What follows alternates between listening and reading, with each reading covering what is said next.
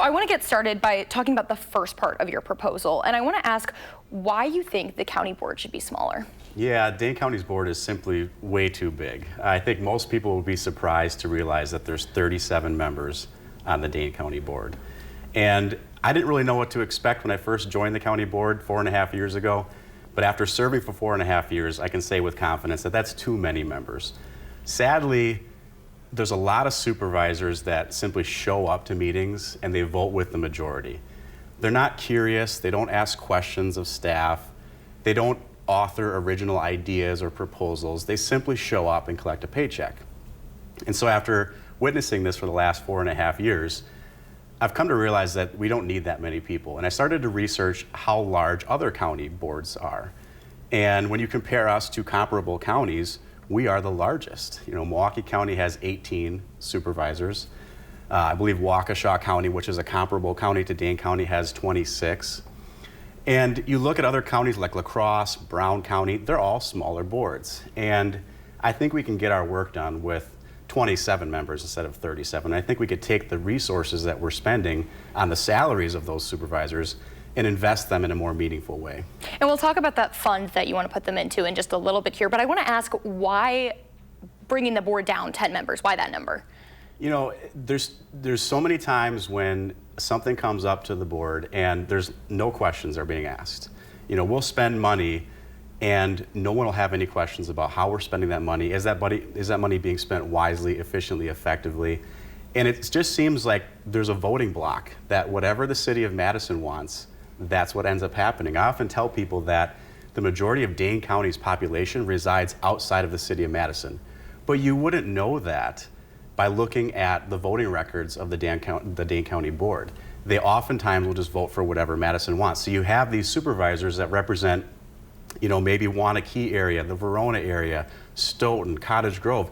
They're not representing their interests. And so why even have a supervisor for those areas, in my opinion, when you're not really representing them? So let's just have a more efficient board. Let's reduce it from 37 members to 27 members, and let's use those monies more efficiently and more effectively. Are there specific supervisors you feel like aren't representing well? Well, I think you can just look at their voting records. I think you can look at the most recent example in our budget where we cut funding for 20 sheriff's deputies.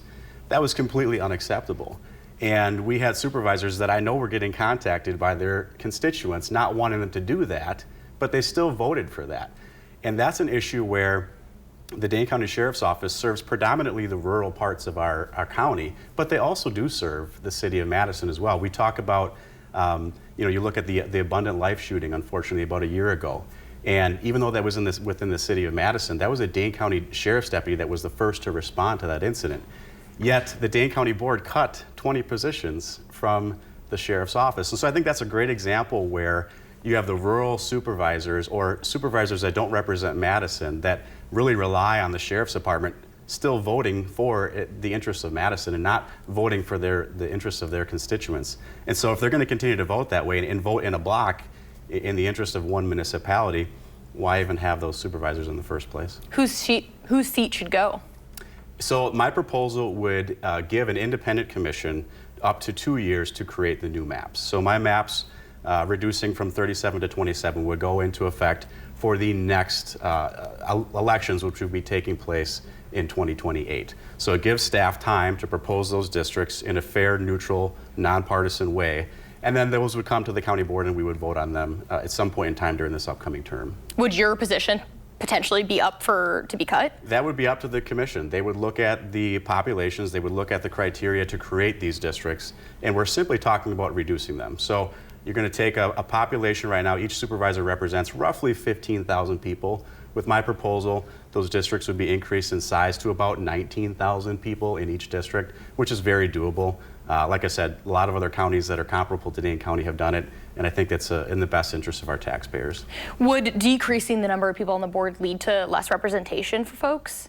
Yeah, I think that's a common misnomer because right now they have a misrepresentation. There's a lot of supervisors that aren't representing their districts. And unfortunately, we see that the city of Madison and certain political movements within the city of Madison, they extend out into these more rural areas and they advocate for their interests.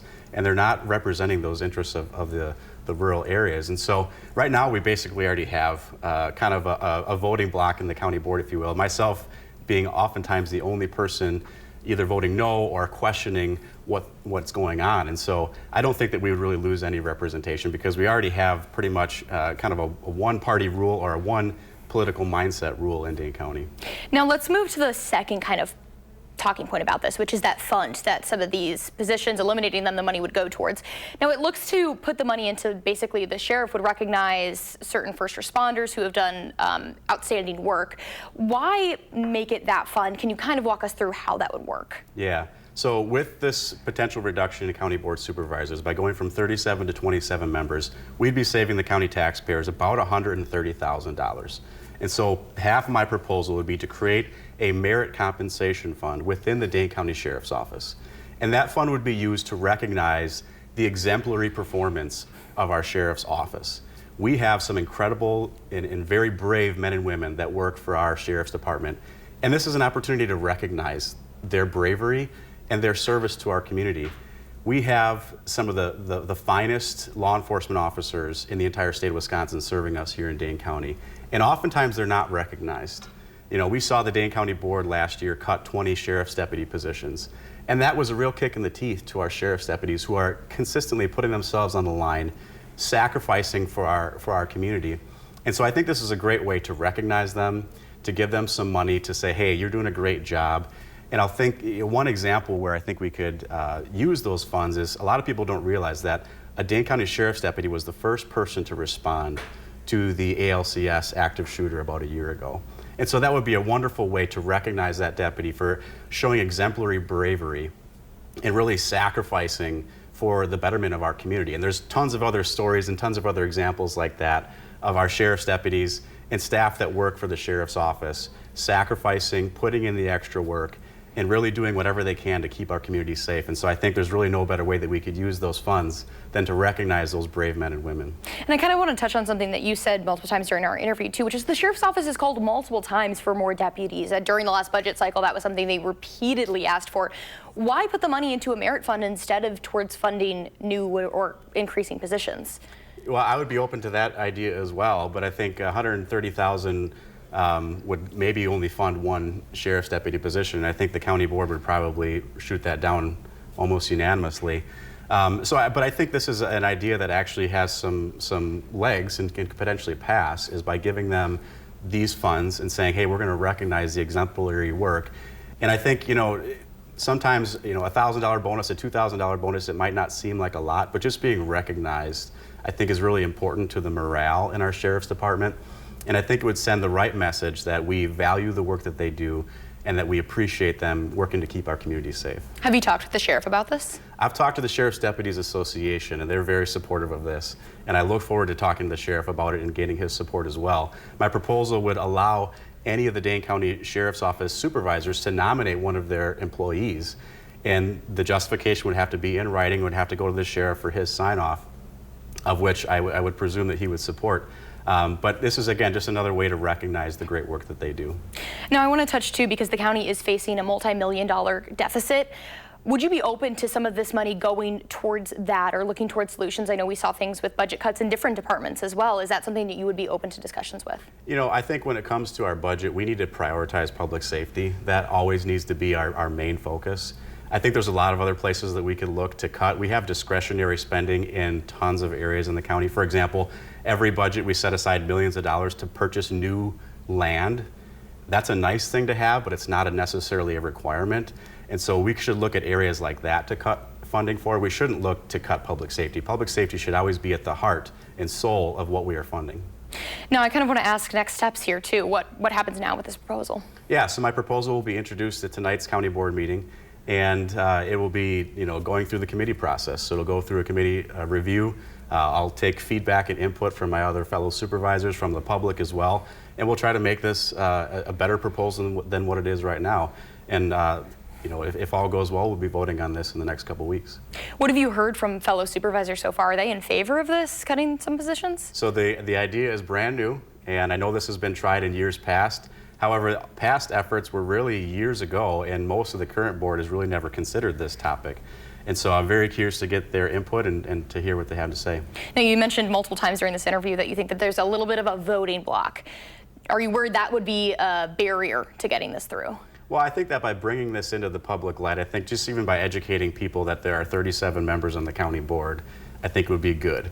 And I also think it might encourage people to just find out who their supervisor is. Most people, if you ask them on the street, hey, who is your Dane County Board supervisor? Most people have no clue. Again, because we have a lot of supervisors that don't take the job seriously. They just show up to meetings and they're not actively advocating for their community. And so I think by reducing the county board from 37 to 27, hopefully we'll get better candidates. Hopefully we'll get better people that want to serve in these positions and that really want to invest the time necessary to make it meaningful. Did you want to name those supervisors who you feel like aren't doing necessarily? You know, my job is to represent the citizens of the 20th district, and I think I do that really well. And so ultimately it's people's decision. You know, they get to pick who serves them, and I trust that they'll make the right decision. Well, thank you so much for taking the time to come on and chat with us today. We appreciate your time. Thanks for having me.